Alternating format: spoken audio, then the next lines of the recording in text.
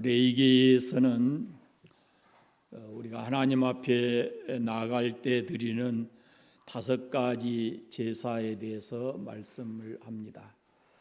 번제, 소제, 화목제, 속죄제, 속건죄. 오늘은 이 3장에 있는 말씀은 화목제에 대한 말씀입니다. 미국의 미네소타 크리스찬 크로니클이라는 잡지가 있는데 그 잡지에 실렸던 내용이 있습니다. 베트남 여인 킴 쿡이라고 하는 여인이 있는데 아마 한 번쯤은 여러분이 제가 설명하면 기억하실 수 있을 거예요. 월남전 당시에 이 네이팜탄이라고 하는 것이 이게 오폭이 돼가지고 한 마을이 완전히 그냥 초토화됐어요. 그때 그 마을에서 생존한 사람이 킴폭이라는 여인, 그 아이인데 이 킴폭이라는 그 여인이 발가벗고 도망쳐 나오는 것이 우연히 그 종군 기자의 카메라에 찍혀가지고 그것이 이게 세계에 다 이렇게 반포가 됐었습니다.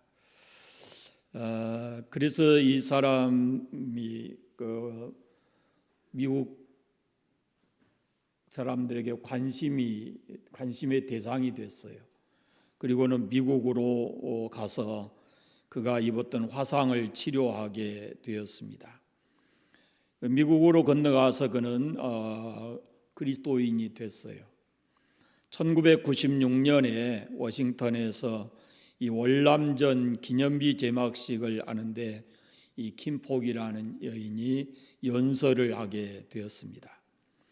그 연설 중에 그녀가 민간인 마을에 폭탄을 투하한 비행기 조종사, 그 조종사를 용서한다라고 말을 합니다.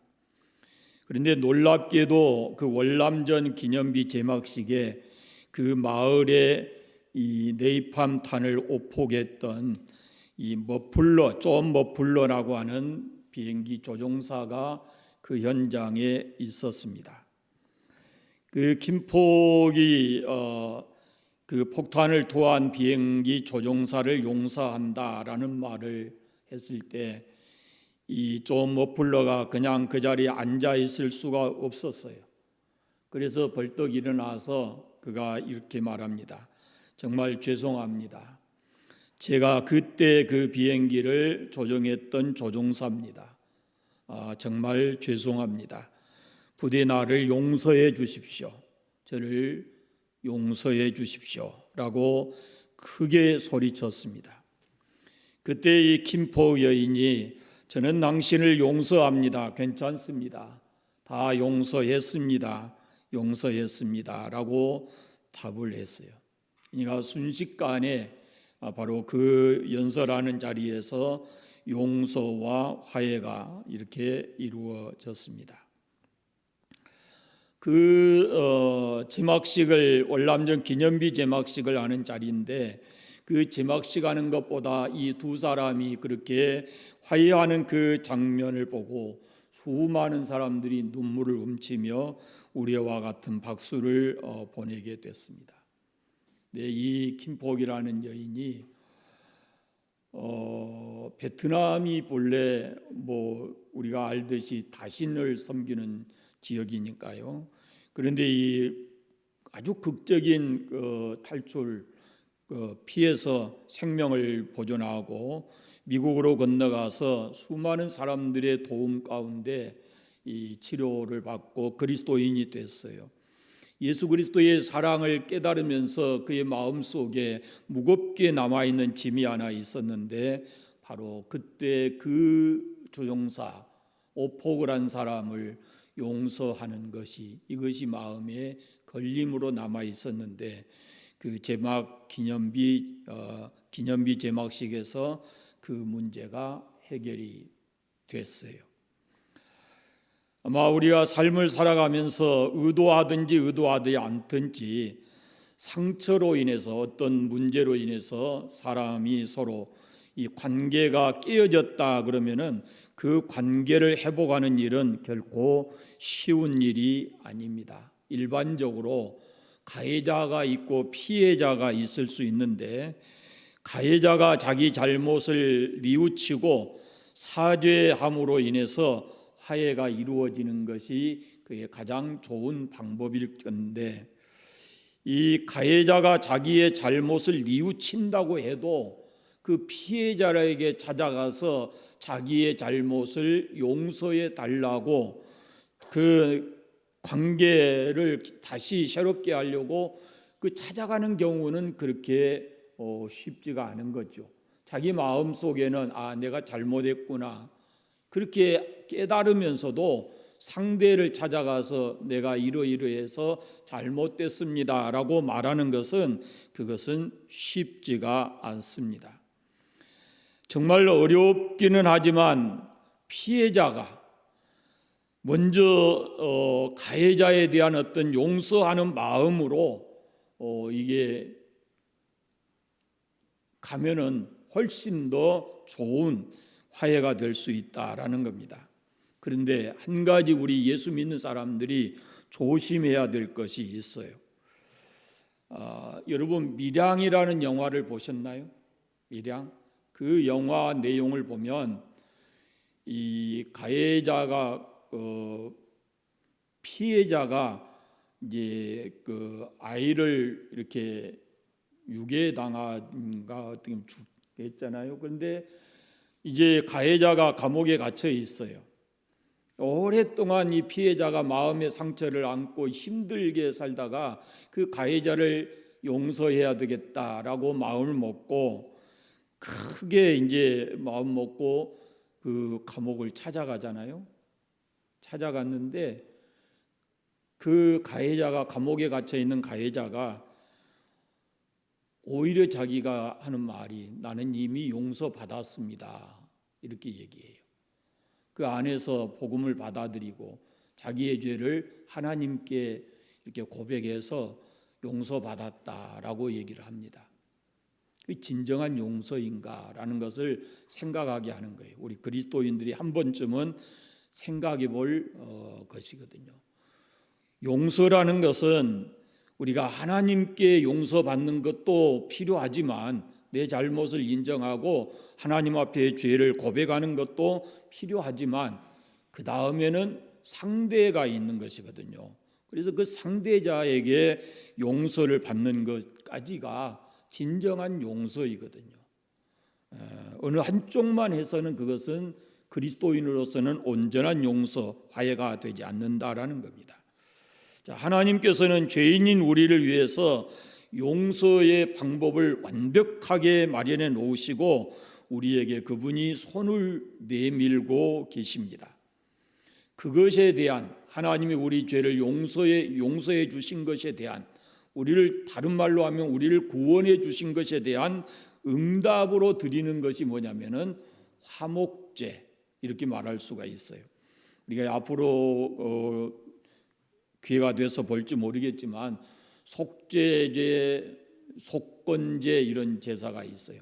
죄를 속해 주시는 그런 제사, 또 물건에 타인의 어떤 물건에 손해를 입혔을 때 우리가 하나님께 드리는 제사, 그리고 당사자에게 어떻게 갚아야 하는지 그런 것까지 레위기서에 구체적으로 기록이 되어 있습니다. 우리는 끊임없이 우리의 죄악과 하나님께 대한 불신과 이렇게 살아가는데도 하나님은 우리가 하나님과 화해할 수 있는, 다시 하나님과 화해할 수 있는 그 방법으로 화목제를 드리게 했습니다.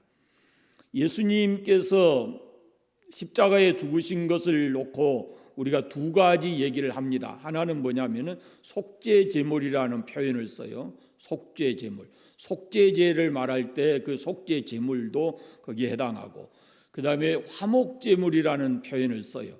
그럴 때는 바로 이 레위기 3장에 있는 화목제를 드렸을 때의 예물, 제물, 그것과 같은 의미를 가지고 있습니다. 자, 오늘 본문에 보십시오. 이제 화목제를 드릴 때 어떤 동물이 제물로 사용이 됩니까? 화목제를 드릴 때 소는 암컷이나 수컷이나 상관없고 양,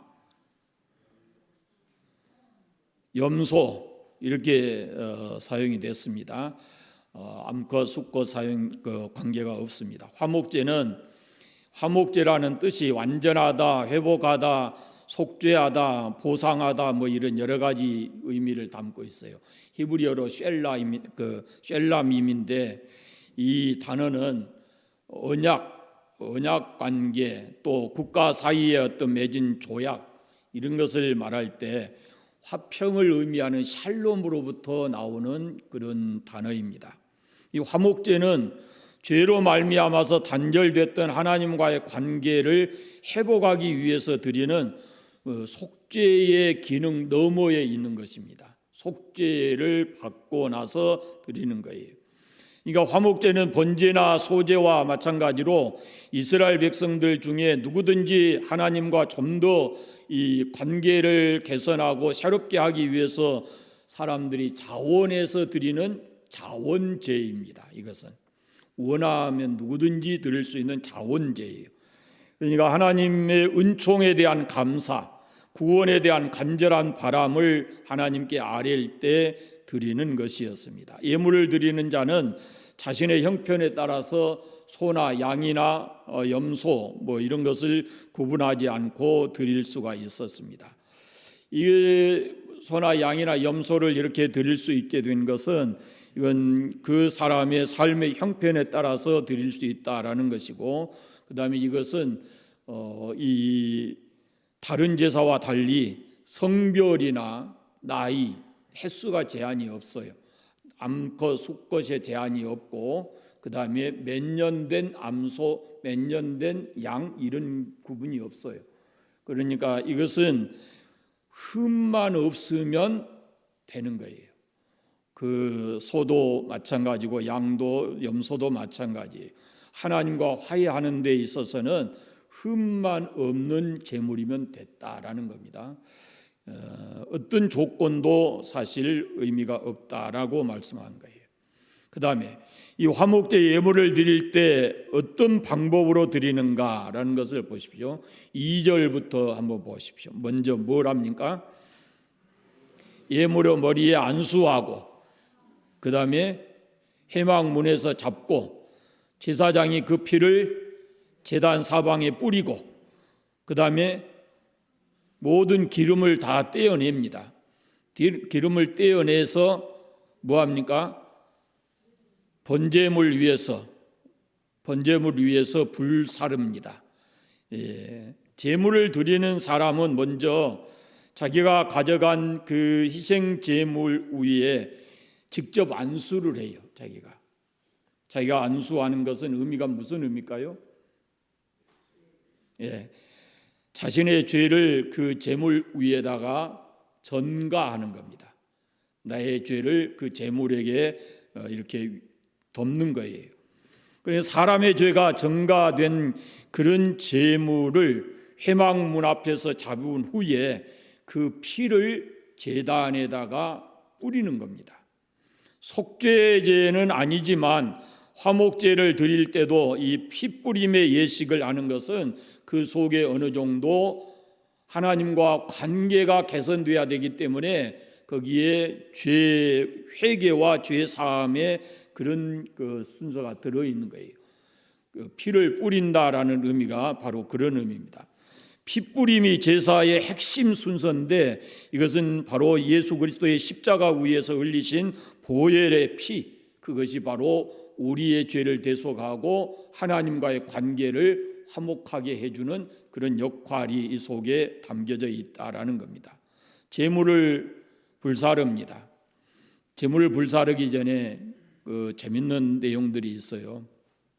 보세요. 3절에 보시면 내장에 덮인 기름과 내장에 붙은 기름과 두 콩팥과 그 위에 기름 곧 허리 쪽에 있는 것과 간에 덮인 거풀을 콩팥과 함께 떼어낼 것이고 그랬어요. 그 기름이 어디 주로 붙어요? 기름이 어디 붙었냐고 지금. 거기 보세요 한번. 3절 뒤에 보면 어디에 붙었어요? 내장에 붙은 기름.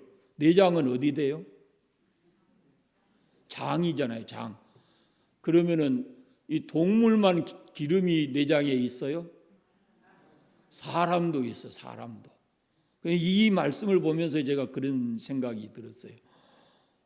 동물도 살찌려면은 아마 그런 데가 기름이 붙는 모양이다.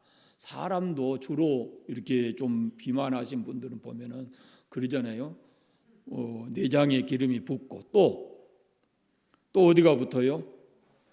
콩팥에 붙고 또 허리 쪽에 붙고 간에도 붙고. 간에가 기름이 많이 끼면 뭔 간이래요? 잘하시네. 그 동물도 이렇더라니까요. 그래서 그런 기름을 어떻게 하라고요? 다 떼내 가지고 그것을 어떻게 해요? 불사르라 그래요. 그것을 함께 다 떼내고 제단 위에 불사르라. 제물 번제단 위에서 아마 불사른다 그런 거. 그것을 화제라 그랬습니다. 화제. 이렇게 화제는 방법입니다. 하나님 앞에 제물을 드리는 방법이에요. 불로 태워서 드리는 것을 화제 그러고 거제, 요제, 전제 뭐 이런 방법이 있습니다. 다 구체적으로 설명하지 못하지만 거제 이렇게 높이 들어서 드리는 거고 요제는 뭘까요? 흔들어 드리는 거예요. 막 흔들어서 그렇게 드리는 방법이 있습니다. 번제단에 그런데 이 오늘 화목제는 번제단에다가 그것을 불로 태워서 드리라 이렇게 말합니다. 네 부분으로 나누어 있는 기름을 전부 다 이렇게 벗겨내서 제단 위에서 불사르는 거예요. 그런데 주석학자들이 보면요, 이 기름의 의미가 뭐냐 이렇게 얘기하는데요. 그걸 뭐라고 해석을 하냐면은 이것이 부와 번영의 상징이래요. 부와 번영의 상징. 그러면은 가만히 생각해 보세요. 우리가 왜 내장에 기름이 끼고 간에 기름이 낍니까? 잘 먹으니까. 옛날에 못 먹을 때는 기름이 그런 게 끼지 않았죠. 그러니까 이게 부와 번영의 상징이라는 거예요. 그것을 태워서 하나님 앞에 드리는 것이다. 그렇게 해석을 해놓은 걸 보았습니다. 자, 그 다음에 화목제를 드릴 때 하나님이 금하신 것이 있습니다. 마지막 17절에 한번 보겠습니다. 금하신 게 뭔가? 너희는 기름과 피를 먹지 말라. 이는 너희의 모든 처소에서 너희 대대로 지킬 영원한 규례니라 그럽니다. 화목제는 제사 드리는 자가 제물의 한 부분을 먹을 수 있는 제사예요. 제물로 드리고 나서 그 중에 일부분을 제사 드리는 사람이 먹을 수가 있어요. 그런데 기름과 피는 먹지 말라 그럽니다. 왜 먹지 말라 그럴까요? 피를. 기름과 피를. 이 기름과 피를 가리켜서 이건 생명을 상징하는 것이거든요. 생명. 그러니까 기름은 생명을 지속시키는 힘의 근원이기 때문에 기름은 붙어있는 그 기름들을 곧 생명의 근원으로 여기고 그걸 먹지 말라 이렇게 얘기를 한다는 겁니다. 그래서 화목제로 하나님 앞에 불사라 드려야 되고, 또 하나는 제물의 피를 마시는 것은 이것은 하나님께서 엄격하게 금하시는데, 여러분 왜 이걸 하나님께서 금하셨을까요? 주로 그 우상들을 섬길 때 이 사람들이 다 뭘 하냐면은 그 피를 받아서 일부를 뿌리고 일부를 마셔요. 사람들이 우상을 섬기는 그 종교에서 보면. 그래서 이 이방인들이 우상을 숭배할 때 하던 그런 행위였기 때문에 이방인의 이 악습을 따르지 않도록 하기 위해서 하나님께서 이것을 엄하게 구별하셨다라는 겁니다. 세 번째, 피가 곧 생명 그 자체이기 때문에 그렇습니다. 피는 죄사함의 상징이기도 하지만 그래서 예수 그리스도의 피가 우리의 모든 죄를 사한다라는 그런 거룩한 의미를 담고 있어요. 그러니까 사람이 함부로 그것을 먹거나 다루지 않도록 그렇게 했습니다. 궁극적으로 말하면 예수 그리스도의 보혈을 상징하는데 그것은 구속의 피이기 때문에 그것은 하나님께 이렇게 돌려드려야 된다라고 하는 겁니다. 하나님의 어린 양의 피는 백성으로 하여금 영원한 속죄를 이루는 것이다 라고 이 레위기서나 히브리서에 보면은 분명하게 기록을 하고 있습니다. 그러니까 이것은 뿌리는 성막의 일부 제단에 뿌리는 것 외에는 이건 절대로 사람이 먹어서는 안 된다라는 겁니다. 속죄는 생명이 생명을 대신하는 겁니다. 속죄는 흠 없는 생명이 흠 많은 사람들의 죄를 대속하는 거예요. 흠 없는 양, 그것은 곧 예수 그리스도를 가리키는 것이고 흠 없으신 어린 양 예수 이렇게 표현합니다. 그래서 예수님의 생명으로 죄 많은 우리들의 생명을 대신하는 것, 그것이 바로 속죄의 의미입니다. 11절 17장에 좀 넘어가서 보면 이런 말씀이 있어요. 육체의 생명은 피에 있음이라. 내가 이 피를 너희에게 주어 제단에 뿌려 너희 생명을 위하여 속죄하게 하였나니 생명이 피에 있으므로 피가 죄를 속하느니라, 이렇게 말씀을 합니다. 그래서 이 절대로 피를 먹지 못하도록 금했고, 만약에 이게 레위기서 7장에 넘어가서 보면 만약에 이 피를 먹는 자, 피를 먹는 이 법을 어기는 사람은 이스라엘 민족에서 추방이 되거나 아니면은 사형을 시켰습니다. 그만큼 엄하게 금해 놓은 것이 바로 이 부분입니다. 자, 우리가 살아가면서 나의 실수로 인해서 다른 사람에게 상처를 준다든지 피해를 줄 수가 있어요. 그럴 때 우리가 꼭 알아야 될 것이 있습니다. 죄에는 반드시 대가가 따릅니다. 죄에 합당한 죄값을 치르는 것이 그것이 공의거든요. 공의. 그런데 성경은 무엇을 말하냐면 죄의 싹이 사망이다, 그렇게 말씀을 해요. 나로 인해서 문제가 발생했다면, 그 문제로 인해서 누군가가 아픔이나 고통을 겪고 있다면 우리는 거기에 대한 책임을 져야 되거든요. 거기에 대한 문제에 대한 값을 우리가 치러야 돼요. 그런데 사람들이 죄를 쉽게 저지르는 이유가 뭘까요? 그 죄의 결과가 얼마나 무서운지, 죄의 대가가 얼마나 큰지 그것을 깊이 생각하지 않습니다. 그리고 또 하나는 아무도 없을 때라도 우리가 생각해야 될 것은 하나님께서는 언제 어디서나 우리를 지켜보고 계신다는 그 하나님 앞에서의 인식을 가지고 우리가 살아야 되는데, 하나님 임재의 의식을 우리가 잘 느끼지 않고 살거든요. 하나님을 믿는다, 말로는 우리가 하나님의 우리 일거수일투족을 다 보고 계신다, 알고 계신다 이러면서도 우리는 하나님의 임재의 의식이 부족해요. 그래서 죄를 사람의 눈만 피해서 지으면 괜찮다, 이런 생각을 가지고 있거든요. 또 하나는 사람들이 죄를 쉽게 짓는 이유가 뭐냐면은 몰래 먹는 떡이 맛있다고 하나님 몰래, 하나님 모르게, 사람들이 모르게 죄를 지으면 그에 대한 어떤 보상이 따라오거든요. 작든지 크든지 그 순간의 어떤 쾌감이라든지 죄가 주는 달콤한 어떤 보상, 이런 것이 미혹받아서 그렇습니다. 그러나 사실은 우리에게 돌아오는 것은 아주 적은 것이고, 죄를 범함으로 우리가 얻는 이익은 아주 적은 것이고, 죄를 지은 후에 우리가 그 죄 때문에 마음의 아픔과 상처를 가지고 또 다른 사람에게 고통을 주고 하는 이것은 너무도 큰 것이거든요. 죄는 내 자신의 신앙과 인격을 파괴하는 능력이 있고 또 다른 사람과의 관계를 깨뜨리는 그런 무서운 힘을 가지고 있는 것이, 그것이 죄입니다. 더 나아가서는 내 자신의 인격과 삶뿐만 아니라 또 다른 사람과의 관계만 깨뜨리는 것이 아니라 하나님 앞에서 그 죄에 대한 책임을 우리가 져야 되는 것이거든요. 그러니까 그렇게 생각하면 함부로 죄의 유혹을 받거나 죄를 짓는 것은 두려워해야 합니다.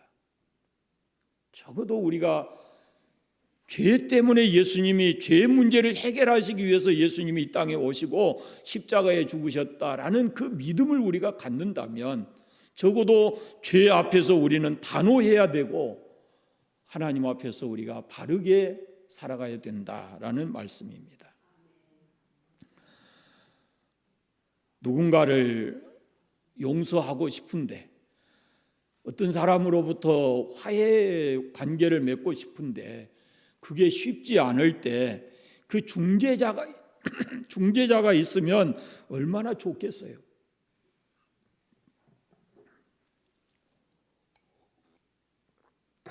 제가 말씀드리려고 하는 의도를 아시겠죠? 하나님과 우리와의 관계는 이게 도저히 메꾸어질 수 없는 죄 문제가 있거든요. 인간이 지은 죄로 인해서 죄가 해결되지 않으면 인간은 스스로의 힘으로 하나님 만날 수가 없고, 그 다음에 죄 문제가 해결되지 않았기 때문에 하나님께서 그 인간들을 그냥 받아들일 수가 없고, 그래서 그 중재자로서 예수 그리스도를 이 땅에 보내시는 겁니다. 예수 그리스도는 최고의 화해자이시고 중재자이십니다. 하나님과 우리 사이, 사람과 사람 사이, 사람과 자연 사이를 화해시키는 아주 탁월한, 오직 한 분밖에 없으신 유일한 화해자이셔요. 우리도 예수님처럼, 예수님이 그렇게 말씀하시잖아요. 지난주에도 말씀드렸지만 화평케 하는 자는 하나님의 아들이다, 그렇게 말씀하시고, 고린도서의 사도 바울은 우리에게 화목하는 직책을 주셨다, 화목해 하는 직책을 주셨다, 이렇게 말씀을 해요. 이 화해에는 여러분 대가와 희생이 필요합니다. 예수님이 우리를 하나님과 화해시키기 위해서 그가 치른 대가가 무엇인가를 생각하십시오. 자신의 생명을 내놓는 거잖아요. 하나밖에 없는. 상대방의 아픔을 공감해야 되고 그 시간과 물질을 들여야 되고 화해에는 이렇게 재물이 필요한데, 바로 예수님이 우리와 하나님과의 관계에서 이 화목의 관계를 만들어내기 위해서 그분이 십자가에서 자신의 생명을 내주시고 화목의 제물이 되신 겁니다. 그래서 오직 유일하게 하나님과 우리 사이에 속죄의 제물이 되어주신 예수님이 하나님과 우리 사이에 중재를 이루어 놓으신 화목 제물이 되셨다라는 그런 말씀입니다. 중요한 것이 있습니다. 화목 제물의 절대 조건 뭡니까? 화목 제물의 절대 조건, 흠 없는 것. 그러면은 하나님과 우리 사이에 이 절대 조건을 충족시켜 주실 수 있는 분이 있어요. 그분이 바로 예수님이에요. 그분 외에는 절대로 하나님과 우리 사이를 이렇게 화목하게 만들어줄 수 있는 조건이 있는 사람이 이 세상에 아무도 없어요. 오직 예수님만이, 흠 없으신 어린 양 예수님만이 우리를 하나님과 우리 사이에 화목하게 만들어주실 수 있는 유일한 분이다라는 겁니다. 여러분 중에도 그랬을 것 같고, 예수 믿지 않는 사람들이 종종 이렇게 말하는 경우가 있어요. 하나님이 사랑이시고 하나님이 인간을 용서하시기를 원하셨다면은 그냥 하나님이 용서하신다 하고 그 사람을 천국 보내면 되지, 왜 잔인하게 예수님을 이 땅에 보내서 그 십자가에 그렇게 처참하게 죽게 만드셨다냐, 하나님이 능력이 있으신 분이냐 하고 의문을 가지고 얘기하는 사람들이 있어요. 그러나 이 진리를 모르기 때문에 그렇습니다. 하나님과 우리 사이는 절대로 메꿔질 수 없는 이 죄의 담이 있어요. 수도 없이 인간이 어떤 방법으로든지 신을 찾아가려고 노력하지만 이 죄의 담 때문에 하나님 앞에 이를 수가 없는 거예요. 그래서 모든 사람이 죄를 범하였음에 하나님의 영광에 이르지 못하더니 로마서 3장에 말씀하잖아요. 그 다음에 나오는 말씀이 뭐냐면은 예수 그리스도가 화목 제물로서 하나님과 우리 사이를 연결해 놓으셨다라고 말씀하고 있어요. 하나님께서는 아들의 죽음을 통해서 인류의 모든 죄를 대속하시고 그 십자가에 죽으신 예수를 믿는 사람들을 자녀로 인정하시고 천국에 들어가게 하시는 겁니다. 이게 기독교의 진리예요. 하나님의 자녀가 되기 위해서는 우리 안에 반드시 있어야 될 게 뭐냐면은 십자가의 피입니다. 예수 그리스도께서 흠 없으신 예수님께서 흘리신 십자가의 피, 그 피의 흔적이 우리에게 있어야 하는 것입니다. 지금 염소나 소나 염소의 피 가지고 인류의 죄를 완전하게 씻어내지 못합니다. 그러나 이것은 지금 예시예요. 이게 완성되는 게 언제냐면은 예수 그리스도께서 이 땅에 오셔서 십자가 지시고 피 흘려 죽으실 때, 그걸 통해서 하나님과 우리가 완전하게 화해할 수 있고 우리는 하나님의 자녀로서 천국 갈 수 있는 완벽한 자격을 갖추게 되는 겁니다. 사랑하는 여러분, 주님께서 화목 제물이 되셨듯이 오늘 그분을 믿는 우리도 이 땅에서 살아가면서 모든 사람과 더불어 화평하게 사시기를 바랍니다. 깨어져 있는 관계가 있다면은 우리가 그리스도인이기 때문에 그 관계를 좀 새롭게 만들어가는 화해자로서의 역할을 하면서 삶을 살아가시기를 바랍니다. 그래서 한 주간도 주님 안에서 여러분이 이 평화를 가지고 또 주께서 우리에게 주시는 관계, 그 더 가까이 다가갈 수 있는, 하나님께 더 가까이 다가갈 수 있는 그런 한 주간이 되시기를 바랍니다. 기도하겠습니다. 감사합니다. 하나님 아버지, 오늘 또 우리를 이전에서 예배하게 하시고 오후 시간도 하나님께 나와 예배하며 말씀을 함께 나누었습니다. 예수 그리스도께서 우리의 화목제물이 되어주신 것처럼 우리도 이제 주 예수님의 그 마음과 정신을 가지고 이 땅에서 모든 사람과 더불어 화목하게 살아갈 수 있는 저희들 되게 해주시기를 원하옵고 기도합니다. 우리를 위한 화목제물이 오직 예수 그리스도 한 분뿐이심을 믿고 십자가 단단히 붙잡고 그 피의 능력을 의지하고 우리가 삶을 살아가도록 인도하여 주옵소서. 고난 중에 있거나 힘든 삶을 살아가는 사람들 다시 한번 주의 십자가를 붙들어 그 능력을 힘입어 살아갈 수 있도록 은혜 주시기를 간절히 원하옵고 기도합니다. 한 주간의 모든 삶을 주님께서 동행하여 주시옵소서. 예수님의 이름으로 기도드립니다. 아멘.